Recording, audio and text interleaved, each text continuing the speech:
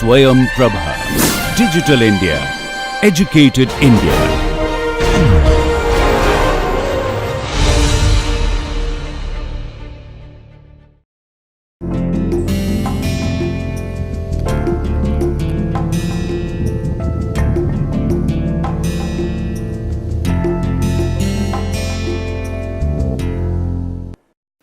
Welcome back to the lecture series in animal physiology. So today we are entering into the 10th week.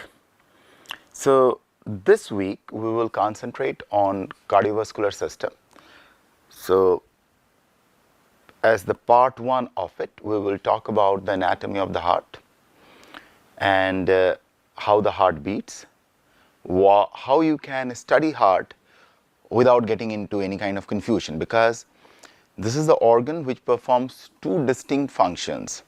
On one hand, it pumps the blood. First of all, it collects the blood from all over the body. Then it pumps it to the lungs. In the lungs, it gets purified, and the purified blood comes back to the heart, and from there it is pumped throughout the body. So it's a closed loop system. What we meant by closed loop? So say for example, let's just take some point, okay? So in last few seconds, I kind of, pulled it all together in one shot. So say for example, we have 4 chambers. That's precisely heart has.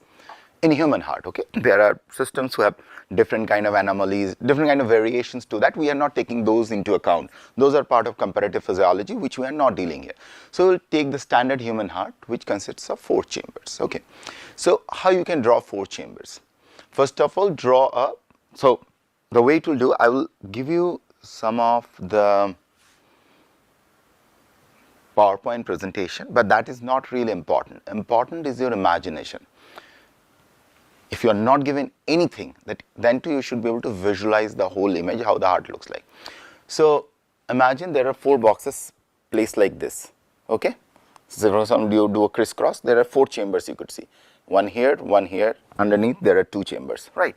So in your brain map, draw a box like this to start off with, something like this, okay? A simple box. You draw a box, and then you split the box, you draw a line like this, okay? And you draw another line like this. Fine. Now, again, look at me. This is what I was trying to tell you. Right? You have 4 boxes. From one box, you made 4 boxes. Now, you face the box, right hand, left hand, right. Based on that, you give them a right side and a left side. Of course, you are facing the box. So if this is your right, this is my right hand. So automatically, if I am facing the box, this side will be the right, right? So let me put it there. So based on that, you split the whole thing into 2 sides, okay? Good. This one is right, and this one is left. Right? So now I have orientally put 2 sides, right and left. Next, what you do, you just like a building, ground floor, top floor. So if it is a 2-story building, so what I do, so I split it like this, okay? So these are upper floor, these are the lower floors, or we can call them upper chamber and lower chambers. So you can put nomenclature to them like this is right, this is right, this is left, this is left, this is right upper chamber, this is left upper chamber, U stands for upper chamber, U, and L stands for lower chamber, right lower chamber, left lower chamber. So now you have 4 chambers, okay? Oh, just before I forget, so this is our week 10, lecture 1. That is on cardiovascular physiology. And here we are talking about structure and function of heart. Fine. So we have a right upper chamber, left upper chamber, we have a right lower chamber, and we have a left lower chamber. So we have 4 chambers. Now, the way it works is, so we have 4 chambers. Now, out here, I'm using blue for the blood which is being pumped out and which is coming back to the heart. Okay. So why it's a closed loop system. So here, this blue color indicating the blood coming back to the heart from all over the body. It can come from upper part of the body, it can come from the lower part of the body, because your heart is sitting here, right, somewhere out here, precisely. So you have a big chunk of the body which is lower than the heart and upper. So this part is called the superior, which is above the heart, and this is called inferior, which is lower the heart. Fine. So here, if I put a nomenclature, so this is called inferior vessel, which is all collecting stuff from the lower part of the body, and this is called superior vessel. And based on that, there are names for it called superior vena cava, inferior vena cava. Okay. So from the superior vena cava and inferior vena cava, you are receiving the impure blood. Fine. And mind it, I told you that this is a closed loop system. So it seems then from the superior you are getting all the blood which is flowing to the blood into the brain and all other places. They are all getting accumulated and coming to the through the superior vena cava, coming to the right upper chamber. From here, out here, there is a small valve which, first of all, the stuff gets accumulated here, and as sufficient pressure develops, the blood moves to right lower chambers.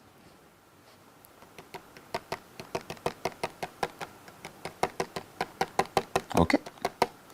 So at time t1, this is one event which is happening. Okay. Followed by, so I'm not putting another time here for a different reason, I'll put a different time later. There is a reason, because there is a left upper chamber, something is happening there too. So once I explain this, then I will put the time windows. So through a specific valve between the right upper and the right lower, the blood moves to the right lower chamber. From the right lower chamber, this impure blood, so this is rich in CO2, carbon dioxide. Okay, this blood needs to get purified. So from here, again, through the valves, this blood travels all the way to an organ called lungs.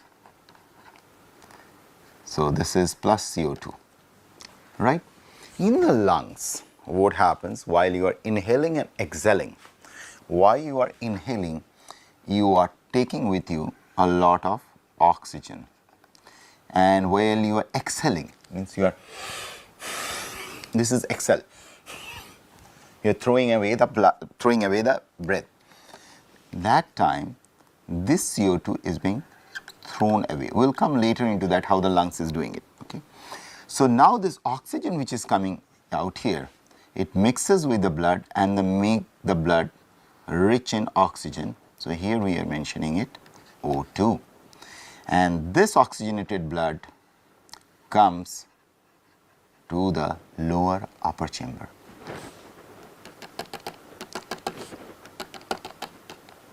And still remember, I'm not talking anything about the timing.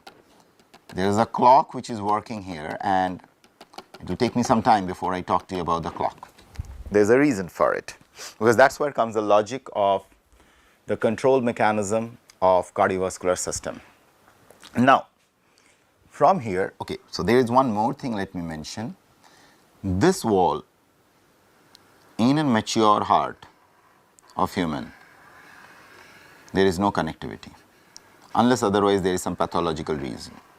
So it seems from the right to the left side, in a mature human being, there are no connections. But there are exceptions, there are developmental changes, there are development issues, which will come later. So I am kind of darkening this line. Okay, now, from the left upper chamber, where the oxygenated blood has come, again through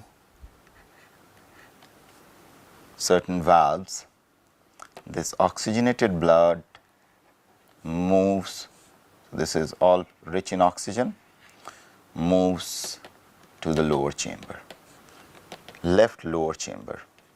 Okay.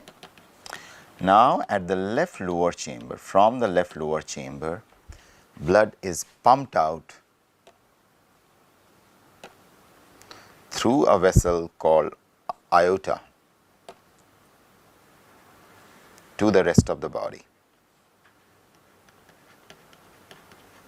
It is one of the strongest vessels because out here the force or the pressure with which blood is pumped is extremely huge. Okay, so this vessel aorta to have that much structural integrity that it does not burst out when with such a high force blood is being pumped out. Okay, the very high force blood is being pumped to the rest of the body. Okay, so now this blood now travels all over at different organelles. It goes to the superior region, inferior region, and in that process at every place it goes, it gives away the CO2 to the different tissues. We'll come when we'll talk about the circulatory system as a part of this cardiovascular system. And while it is doing so, out here the blood vessels picks up the CO2 which is being given out by the different organelles or the cells present there. So it is picking up the CO2 from all over the place.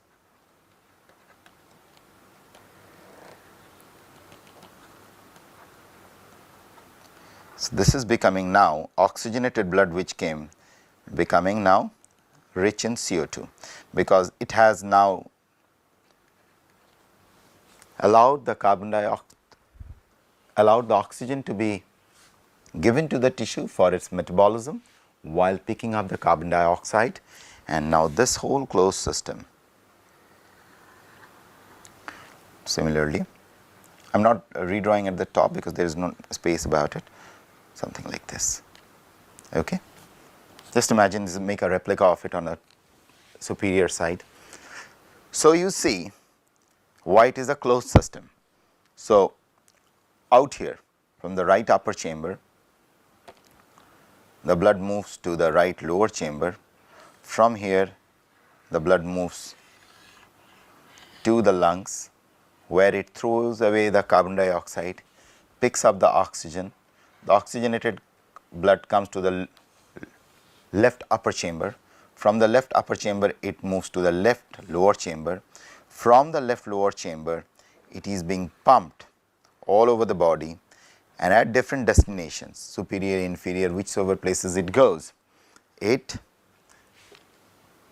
gives the oxygen to all those tissues and picks up the carbon dioxide or liberated by those tissues during the metabolism. Okay, and then again the carbon dioxide rich blood is brought back to the heart, again to the upper chamber, it moves to the lower chamber and again pumped to the lungs for purification.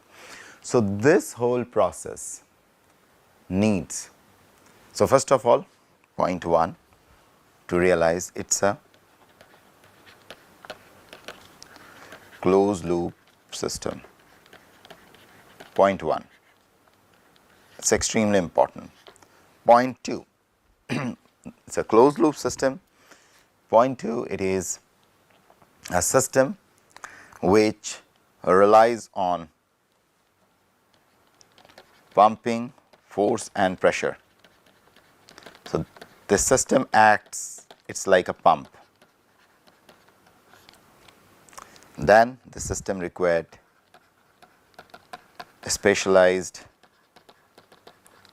vessels. Why it needs a specialized vessel? One such example is aorta, superior vena cava. Second, why it needs specialized vessels? Because should not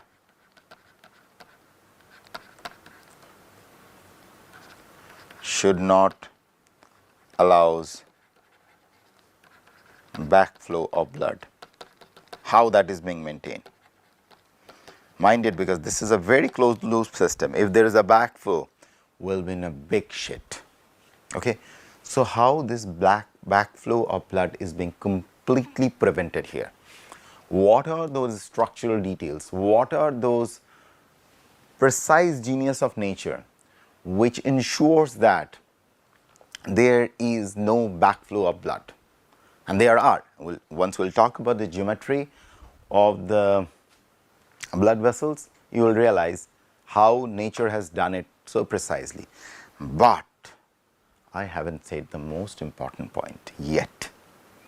The most important point is when I wrote this word, time T1. What does that mean? That means, now let's try to think it little like an event manager. So you are all aware about people who manages events. Okay, so there is an event, there will be a chief guest coming, and then there will be something, and followed up function, and then a vote of thanks. Likewise, there is a function happening. So there is a precise events which happens. So whenever you study physiology, you have to understand there is an event. An event should be broken down with respect to time. So if you see a card, so they will say at this time there will be the welcome of the chief guest, followed by this, there's a time. So now think of this is an event, and there are at least 4 different events happening here, just itself on the heart. What are those? First event out here, look at it. Blood arriving at the right upper chambers. So before I get to the upper chambers,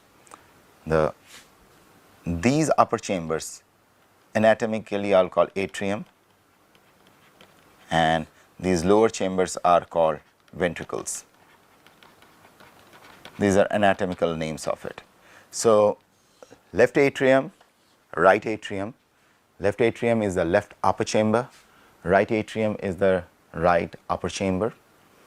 Whereas ventricles, left ventricle, which is the left lower chamber, right ventricle, which is the right lower chamber. These are the technical terms which you needed to know. And there are names for these different valves, which I'll leave it for your exercise, something called semilunar valves. And you should look forward to it. What are those valves are? So, and those valves are present at different points out here, one point here, another point here, another point here, point here. What are those valves and what are their names? So, one of them is definitely called semilunar valve, and I wanted to look through because there is an interesting part. In one side there are 3, the other side there are 2 out here. Just use the black. Which side has 3 and which side has 2? I want you guys to explore it. And in terms of the anatomy, which I haven't, so I explain it in terms of the box. So in terms of the anatomy, I'll come back to that picture, the box picture. So anatomy of the heart is something like this.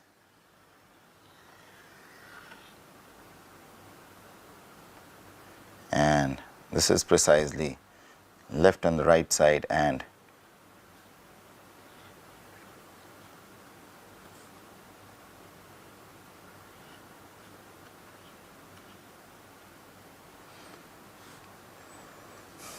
So if you consider this as that central line, what you drew in the next previous, say, if this is your right,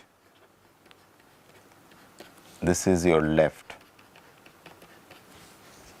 so then this is right atrium, this is right ventricle, this is left atrium, this is left ventricle, and precisely here you have the valves which are present here, here as well as here. Okay, this is where the valves are present. And out here, superior and inferior vena cava. Superior vena cava, inferior vena cava is bringing the impure blood, which is plus CO2 blood here, which is moved here. From here, this is being carried forward to the lungs. And I am not introducing the lungs here, the geometry or the anatomy of the lungs, because that will make things confusing. Whereas the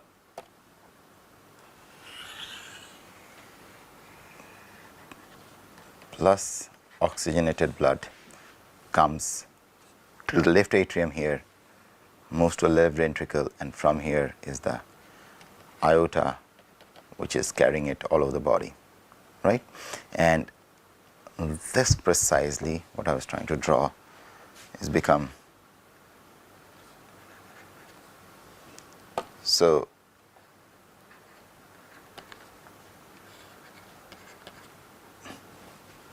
And okay, let me